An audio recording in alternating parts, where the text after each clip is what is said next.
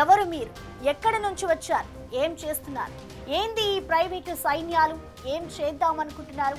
ధర్మ స్థాపన చేసేది ఇలాగేనా? ఎక్కడి ఇక్ష్వాకు వంశం? ఎక్కడ చిలుకూరి బాలాజీ టెంపుల్? ఎక్కడి మనిషి ఈ వీర రాఘవారెడ్డి? వేద పండితులు సిఎస్ రంగరాజన్ పై దాడి చేయడమేంటి? గుడికి వచ్చే భక్తులను బలవంతంగా చేర్చుకుంటారా, లేదంటే స్వచ్ఛందంగా చేరాలా?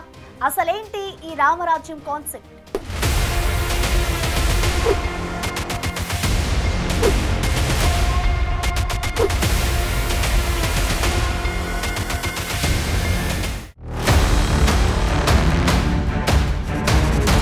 మాకు జాలి, దయ, కరుణ ఏవి లేవు. సిరినీల గోత్ర క్షాత్రం గుండెల్లో ఉంటానంటే కాళ్ళ దగ్గర పెట్టిన దుర్మార్గుడు నేను. ఏ మాత్రం జాలి దయ లేను అని ఎందుకు వచ్చాయంటే ఆ ముక్కంటి పిలిచిన పిలుపుకి వచ్చాను నేను. ఇక్ష్వాకు సంప్రదాయం ప్రకారం ఇదే లాస్ట్ ఛాన్స్. వచ్చేవారు వచ్చి చేయాల్సిన పని చేసిపోతారన్నాడు. మా ఇక్ష్వాకు వంశీయుల సాంప్రదాయాన్ని అనుసరించి ఒక్క అవకాశం మీకు ఇస్తున్నాం. ఇది తప్పితే మేము రామ మహాత్మ వచ్చి చేయాల్సిన పని చేసుకెళ్ళిపోతారు. వింటున్నారా స్వామి? వేద పండితులు రంగరాజన్కే ఏమీ తెలియదన్నాడు. ఏమీ తెలియదండి అయ్యా. పండితులు వేషం వేసుకుని తెలియని నటవింట శూద్రుల వనితలు స్వవచమౌటకు ఉపదేశించి ధర్మ సంస్థాపన కోసం కలిలో రామరాజ్యం ఏర్పాటయింది. ఇక కాసుకోండంటున్నారు. స్వరం తెలియదు. స్వరం తెలుసా? లయ తెలుసా? ఇక్ష్వాకు వంశీయులు ఏ గోత్రాలు ఉన్నారో తెలియదు. క్షాత్రం కలిగిన వారు మీ పరిధిలో ఎంతమంది ఉన్నారో తెలియదు. వైశ్య పరంపర 44వ శ్లోకంలో చెప్పిన వైశ్యులు కృషి కోరక్ష వాణిజ్యం మీ ఆలయ పరిధిలో ఎంతమంది ఉన్నారో తెలియదు.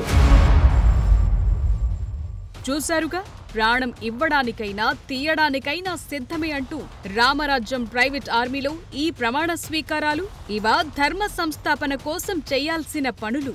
ఇక్కడ కనిపిస్తున్న ఈయన పేరు వీర రాఘవరెడ్డి. ఇక్ష్వాకు వంశం వారసుడిగా ప్రకటించుకుని రామరాజ్యమంటూ ప్రైవేట్ సైన్యం ఏర్పాటు కోసం గత కొన్నేళ్లుగా ప్రయత్నాలు చేస్తున్నాడు. ఇప్పుడిది చిలుకూరు బాలాజీ ఆలయ ప్రధానార్చకులు రంగరాజన్పై దాడితో పరాకాష్ఠకు చేరింది. అసలు విషయమేంటో బాహ్య ప్రపంచానికి తెలిసింది.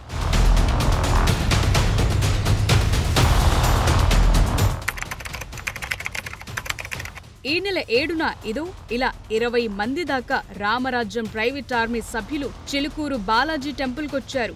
ఆలయం వెనుక ఉండే రంగరాజన్ క్వార్టర్స్ లోకి ఆ రోజు ఉదయం 8 గంటలకు ఒక్కసారిగా దూసుకెళ్లారు. రంగరాజన్ను రౌండప్ చేశారు. మధ్యలో కూర్చోబెట్టారు. చెప్పింది వినాలి, ఎదురు మాట్లాడొద్దన్నారు. అన్నిటికీ తల ఊపాల్సిందే అన్నట్లుగా ఈ వీర రాఘవరెడ్డి సీన్లోకి ఎంట్రీ ఇచ్చి మధ్యలో మ్యాన్ హ్యాండ్లింగ్ చేస్తూ రెచ్చిపోయాడు. తన పాండిత్యాన్ని ప్రదర్శించాడు. వేద పండితుడు రంగరాజన్కు ఏమీ తెలియదన్నాడు. చిలుకూరు బాలాజీ ఆలయానికి వచ్చే భక్తులను రామరాజ్యంలో చేర్పించాలని ఒత్తిడి చేశారు. ఇది వరస.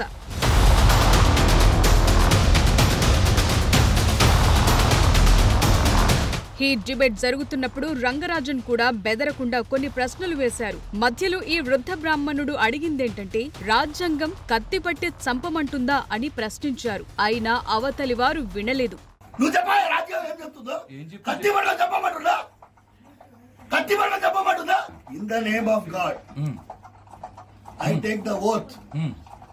నాలాంటోడు భక్త చిక్కినోడు నీకు దొరికింది.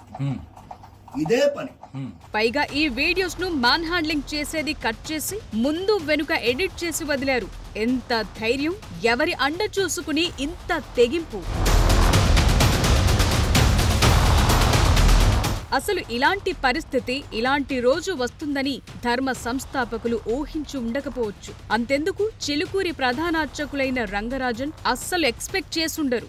దేవుడి సేవలో తరిస్తున్న వారికే ఇలాంటి ప్రాణాల మీదకొచ్చే పరీక్ష ఎదురవుతుందని కలలో కూడా ఊహించి ఉండకపోవచ్చు. రామరాజ్యం ఏర్పాటు కోసం రంగరాజన్ ఏం చేస్తారు?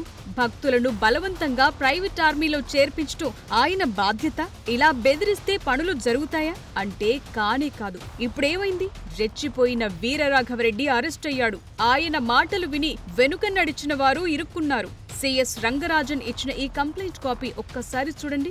ఇలాంటి వాళ్లను ఇలాగే వదిలిస్తే సమాంతర ఆర్మీ పేరుతో నక్సల్స్ మాదిరి అరాచకాలు సృష్టిస్తారని, అందుకే కఠిన చర్యలు తీసుకోవాలన్నారు.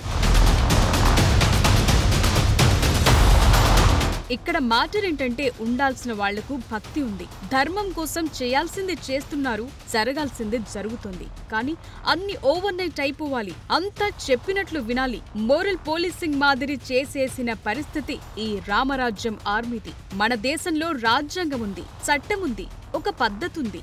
కానీ ఇదేం దబాయింపు, ఇదేం బరితెగింపు?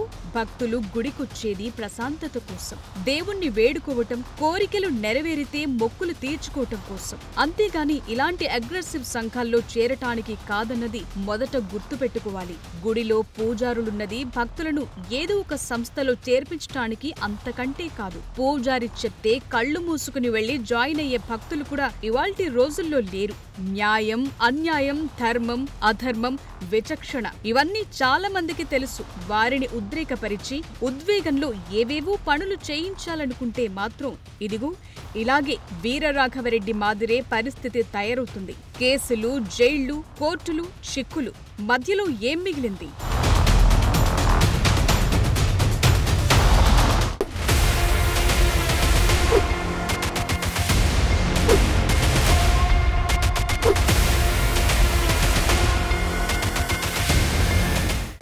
మతమైనా ఏ ధర్మమైనా ధర్మ సంస్థాపన కోసం మోరల్ పోలీసింగ్ కరెక్ట్ కాదు. ఎందుకంటే మన దేశంలో రాజ్యాంగం ఉంది, చట్టాలు ఉన్నాయి, కోర్టులు ఉన్నాయి, పోలీసులు ఉన్నారు. కానీ ఇవేవీ పనిచేయడం లేదంటూ అగ్రెసివ్ రూట్లో వెళ్తున్నారు వీరరాఘవరెడ్డి. ఉగాదిలోగా తాను ఏర్పాటు చేయాలనుకుంటున్న రామరాజ్య సైన్యానికి ఆర్థిక సాయం చేయాలన్నారు. లేకపోతే అంతే అన్నారు. అసలు హుండీయే లేని చిలుకూరి బాలాజీ టెంపుల్ ను ప్రధాన అర్చకులు రంగరాజన్ ను ఎందుకు టార్గెట్ చేశారు?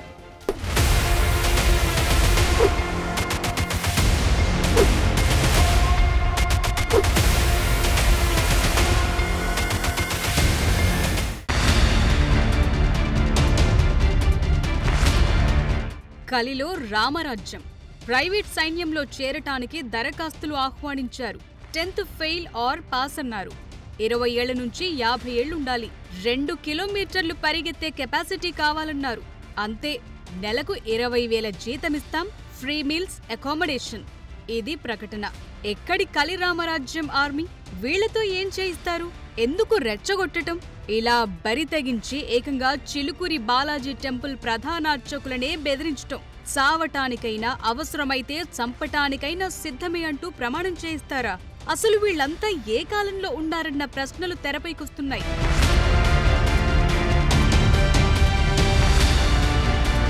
ధర్మ పరిరక్షకుడిగా చెప్పుకుంటున్న వీరరాఘవరెడ్డి రామరాజ్యం పేరుతో హిందూ ధర్మంపై జరిగే దాడులను గత కొంతకాలంగా ఖండిస్తున్నారు. తెలుగు రాష్ట్రాల్లోని ఆలయాల్లో తిరుగుతున్నారు. కలిలో రామరాజ్యమని చెప్తూ వారిని తమ ఆర్మీలో జాయిన్ చేసుకుంటున్నారు. హిందూ ధర్మమైనా మరొకటైనా దాడులు జరిగితే చట్టాన్ని చేతుల్లోకి తీసుకోమని ఎవ్వరూ చెప్పరు. దానికో లెక్కుంటుంది. కానీ వీరరాఘవ అలా కాదు, ఇన్స్టెంట్ జడ్జిమెంట్ కావాల్సిందే అని ఉద్రేకపరుస్తూ ఇప్పటికే తెలుగు రాష్ట్రాల్లో చాలా మందిని రిక్రూట్ చేసుకున్నారు. ఎందాకైనా ఎక్కడి వరకైనా తెగించటమే వీరి టార్గెట్.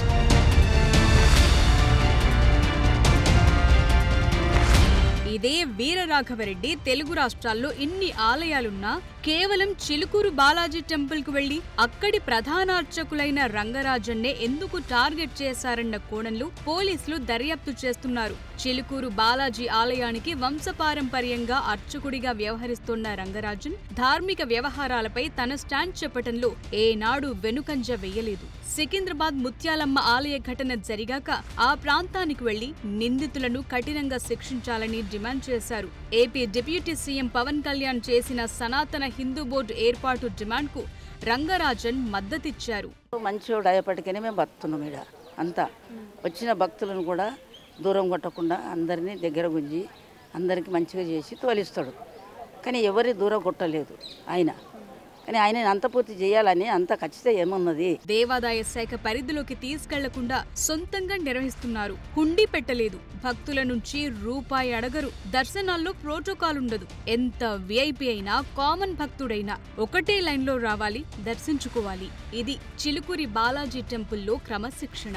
ఇక్కడి ఆలయంలో ఇలాంటి సింప్లిసిటీ రూల్స్ చాలానే క్రియేట్ చేశారు. అందుకే ఈ టెంపుల్ కు పెద్ద సంఖ్యలో భక్తులు వస్తుంటారు. చాలా మందికి సెంటిమెంట్ కూడా. వీసా గాడ్ అని చిలుకూరి బాలాజీ టెంపుల్ కు పేరొచ్చింది. అంతేకాదు దేవుడి ముందు అందరూ సమానులే అని చెప్పటానికి రంగరాజన్ గతంలో మునివాహన సేవ చేశారు. 2022లో ఒక దళిత భక్తుణ్ణి భుజాలపైన ఎక్కించుకుని చిలుకూరి బాలాజీ ఆలయ గర్భగుడిలోకి తీసుకెళ్లి ప్రత్యేక పూజ చేయించారు. అంతకుముందు 2018లోనూ ఇలాగే దళిత భక్తుణ్ణి భుజాలపై ఎత్తుకుని తీసుకెళ్లారు. చదువులు పూర్తయ్యాక చెన్నైలో చీఫ్ ఇంజనీర్ గా లక్షల వేతనం అందుకున్నారు రంగరాజన్. కానీ మనస్సంతా చిలుకూరి వెంకటేశ్వర స్వామిపైనే ఉండడంతో తండ్రి సౌందరరాజన్ కు తోడుగా ఇక్కడికే వచ్చేశారు. అన్ని వ్యాపకాలు వదిలేశారు. భక్తులను దైవ మార్గంలో నడిపించేలా కంకణం కట్టుకుని పనిచేస్తున్నారు. దైవభక్తి విషయంలో, ధర్మం విషయంలో రంగరాజన్ కు ఒక స్టాండ్ ఉంది.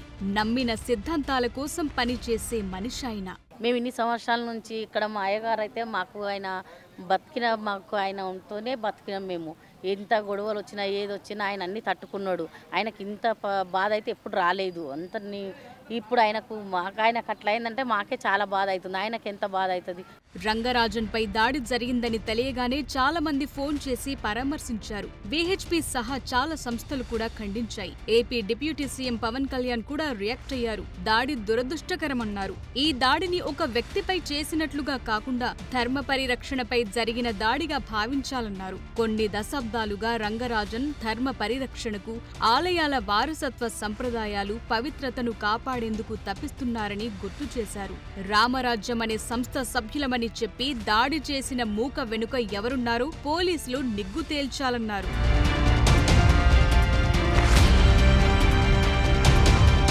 అటు చిలుకూరి బాలాజీ టెంపుల్ దగ్గర భక్తులు కూడా రియాక్ట్ అయ్యారు. అర్చక స్వామి రంగరాజన్ తన వ్యక్తిగత జీవితాన్ని త్యాగం చేసి సనాతన ధర్మం కోసం పనిచేస్తున్నారని, అలాంటి వ్యక్తిపై దాడి దారుణమంటున్నారు. నమ్మకం ఉన్న ఈ గుడిని ఇంత అభివృద్ధిలోకి తీసుకొచ్చిన పూజారి గారిని వేరే పేర్లు చెప్పి ఇతర సంస్థలు ఆయన మీద దాడి చేయడం అనేది చాలా హేయమైన చర్య. దీనివల్ల ఏంటంటే హిందువుల్లోనే ఒక ఐక్యత దెబ్బతింటుందని నేను భావిస్తున్నాను. హిందువుల ఐక్యతని దెబ్బతీయాలి అనుకునే వాళ్ళే ఇలాంటివన్నీ చేస్తారు. కానీ ఐక్యత కోసం చేసేవాళ్ళు ఎప్పుడు కూడా ఒక గుడి అర్చకుడిని, అందులో ఇంత ముఖ్యమైన వాడిని, ఆయన చాలా వెల్ ఎడ్యుకేటెడ్ పర్సను, ఆయనకి ఏం చేయాలి, ఎలా ఉండాలి అన్ని విషయాలు తెలిసినవాడు. ఆయన ఏదో మామూలు ఒక అర్చకత్వం కాదు ఆయనది, చాలా గొప్పగా చదువుకొని ఆయన దీన్ని ఈ హిందూ సనాతన ధర్మాన్ని ఉద్ధరించాలనే ఉద్దేశంతోనే ఆయన ఇక్కడ ఉండి ఆయన ఇదిగో అవగేషన్స్ కూడా మానుకొని ఇక్కడే ఉండి ఎంతోమందిని భక్తిపూర్వకమైన ఆధ్యాత్మికంగా ఆయన చాలా ఎడ్యుకేట్ చేస్తున్నాడు.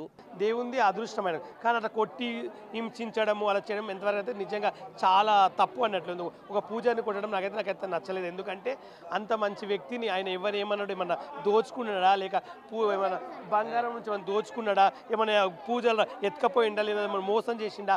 ఇప్పుడు మోసం చేసిండా, ఆయన ఇలా చేసినట్టే కొట్టినా ఒక ఉపయోగం ఉంటుంది. ఆయన ఏం చేయండి అలా కొట్టడం నాకు నచ్చలేదు. కాబట్టి వాళ్ళని శిక్షించాలని మనస్ఫూర్తిగా కోరుకుంటున్నాను. ధర్మస్థాపనకు ప్రైవేట్ సైన్యం ఎందుకు? చట్టాన్ని చేతుల్లోకి తీసుకుంటే కుదురుతుందా? ఏ మతమైనా ప్రైవేట్ సైన్యాలు ఏర్పాటు చేసుకోవాలని చెప్పిందా?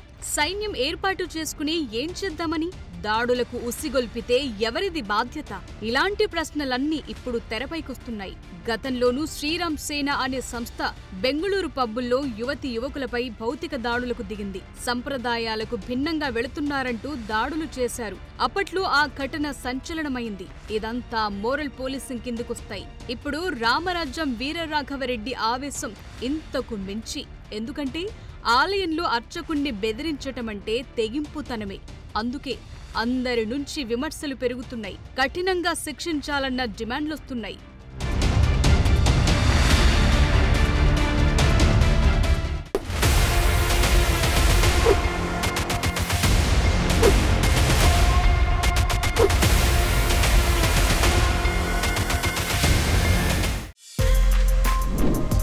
For more videos like this, subscribe Big TV channel.